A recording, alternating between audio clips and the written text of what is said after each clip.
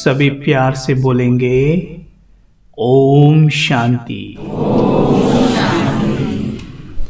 अभी हम बात कर रहे थे बंधन के बारे में। बंधन क्या है? कर्मों का बंधन। अभी हम कल ही बात कर रहे थे। कल जब पीछे से निकल रहे थे तो एक भाई ने बोला, भाई जी आज के महावाक्यों में हमने पढ़ा कि जो बच्चे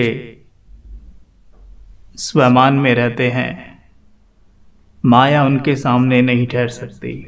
और ये तो आज भी है ना। तो बोलते हैं भैया कि भाई जी अगर माया नहीं ठहरेगी, माया की तो मुझे सख्त जरूरत है, मुझे तो माया चाहिए। और परमात्मा महावाक्यों में है कि अगर आप स्वमान में रहते हैं तो माया आपके सामने ठहर ही नहीं सकती। तो हमें थोड़ी सी हंसी आई, क्योंकि जो भाई थे अभी नए नए हैं ज्ञान में, तो उन्हें लगता है माया मतलब धन। पर वास्तव में माया धन को नहीं कहते, वो तो संपत्ति है। माया कहते हैं विकारों को, कमी कमजोरियों को। जब हम धन का प्रयोग काम, क्रोध, मोह, लोभ, अहंकार को आधार बनाकर करते हैं, तब ये धन जरूर माया का रोल अदा करता है। तब ये धन दुख लेकर आता है। नहीं तो धन माया नहीं है, वो तो संपत्ति है, वो तो हमेशा हमारे पास रहती है, सतयुग में भी और कलयुग में भी हमेशा रहेगी। तो इसलिए स्पष्ट हो कि जो माया है वो धन को नहीं कहते। माया कहते हैं कमी कमजोरियों के कारण जो विघ्न के रूप में हमारे पास आती है, या किसी भी रूप में व्यक्ति, वस्तु, वैभव के रूप में हमारे पास आती है, उसको कहते हैं माया। जो हमारे सर को भारी करती है, जो हमें डिस्टर्ब करती है, जिसमें हमारी स्थिति पूरी हिलने लगती है, उसे कहा जाता है माया। तो ध्यान दें। तो अगला प्रश्न था उनका कि तो मेरे घर में तो फिर कई मायाएं हैं। हमने कहा कैसे? तो कहते हैं कि अक्सर हमारा घर में तो झगड़ा होता रहता है और मेरा मन करता है कि मैं उनसे कहीं दूर चला जाऊं, उन्हें छोड़कर चला जाऊं। तो क्या इसमें कोई समाधान है? अब वास्तव में देखा जाए तो अगर हम किसी व्यक्ति से दूर जाने का प्रयास करते हैं, सपोज करो हमारा कल किसी से झगड़ा हो गया। झगड़ा होने के बाद हम अक्सर क्या करते हैं कि एक डिस्टेंस मेंटेन करने का प्रयास करते हैं। लेकिन डिस्टेंस जब मेंटेन करते हैं तो उसमें यह देखा गया है कि बॉडली मतलब तन से तो हम डिस्टेंस मेंटेन कर लेते हैं, लेकिन मन से और ज्यादा उनके समीप होते हैं, क्योंकि हमारा मन निरंतर उनके बारे में ही विचार कर रहा होता है। तो तन से भले बंधन नहीं, लेकिन मन से और बड़ा बंधन। ये तो वो वाली बात हो गई जैसे अपनी गाड़ी को किसी से छुड़ा लिया हो और खुद वहां जाकर बंध गए हों। तो शरीर तो आत्मा की गाड़ी है, शरीर को तो वहां से दूर कर लिया है, लेकिन मन से उनके बारे में ही सोच रहे हैं, उनसे ही बात कर रहे हैं, उनसे ही बहस कर रहे हैं ना। तो इसको क्या कहेंगे? बंधन से छूट गए? नहीं, ये तो और भी बड़ा बंधन हो गया। इसको कहते कर्म बंधन। जो कर्म हमने किया है उस कर्म ने हमें बांधे हुए है।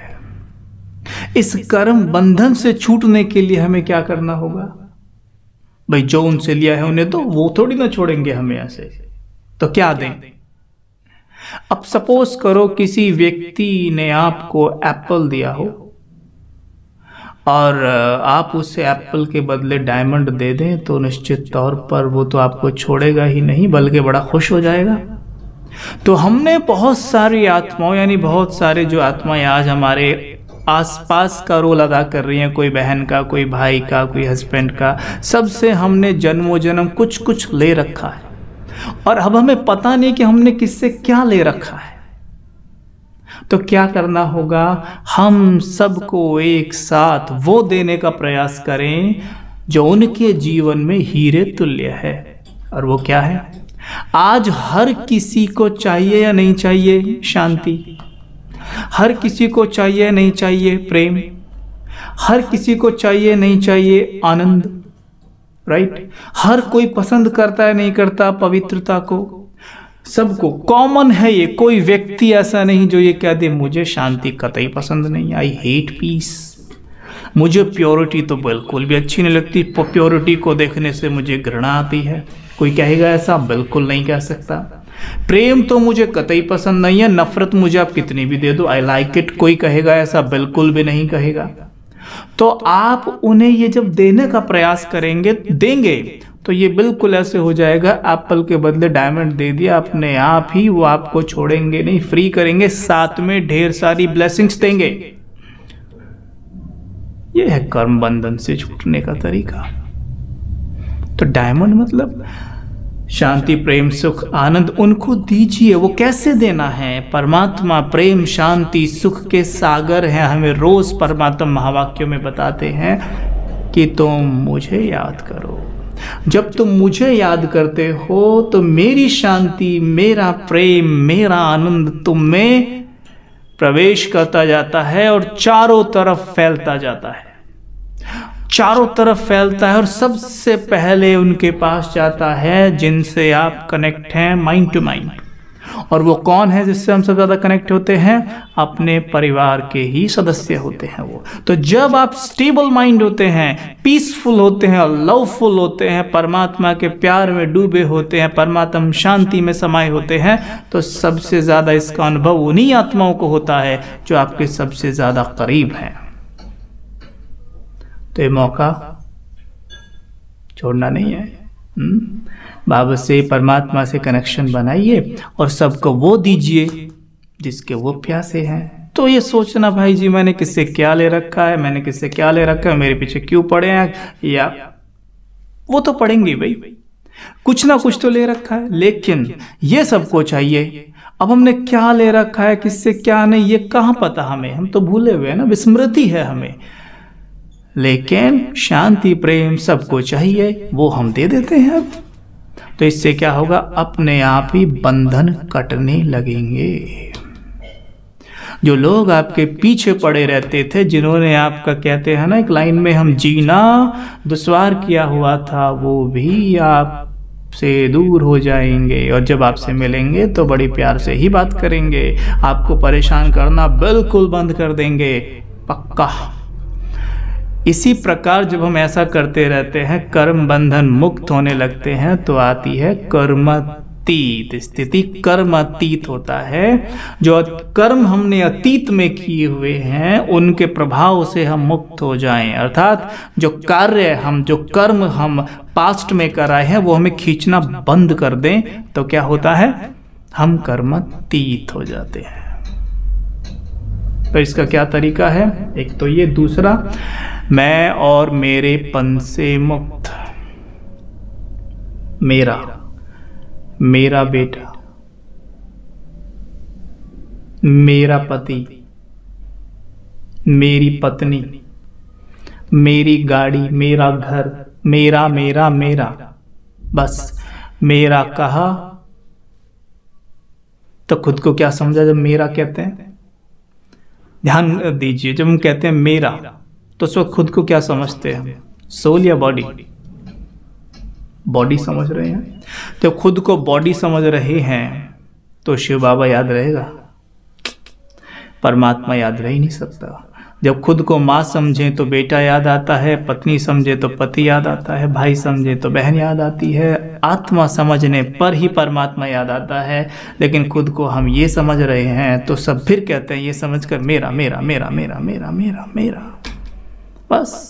अब आप कोई भी एक चीज़ उठा कर देखिए, अपनी कोई भी कोई चीज़ उठा लीजिए, अपनी गाड़ी ले लीजिए, चलो, अपना बच्चा, जो भी बच्चा है आपके घर में, उसे देखिए, देखिए एक बार, कहिए, देखकर सामने लाइए, कहिए मेरा बच्चा। और अब कहना जरा दूसरे सीन में, शिव बाबा का बच्चा।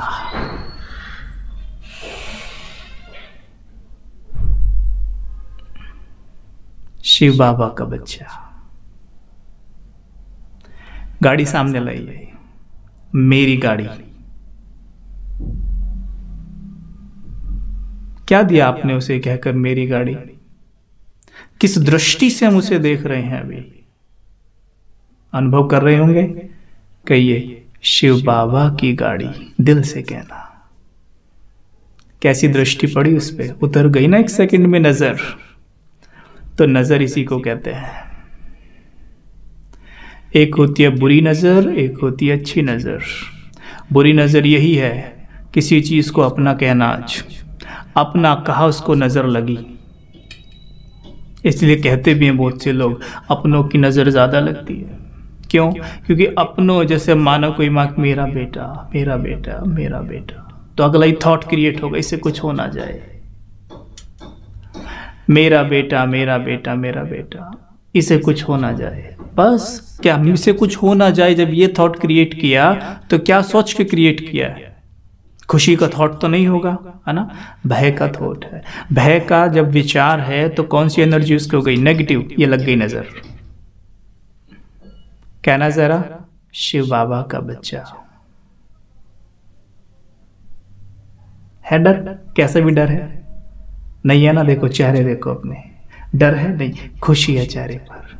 क्या? उतार दी नजर। और खुद बेफिक्र।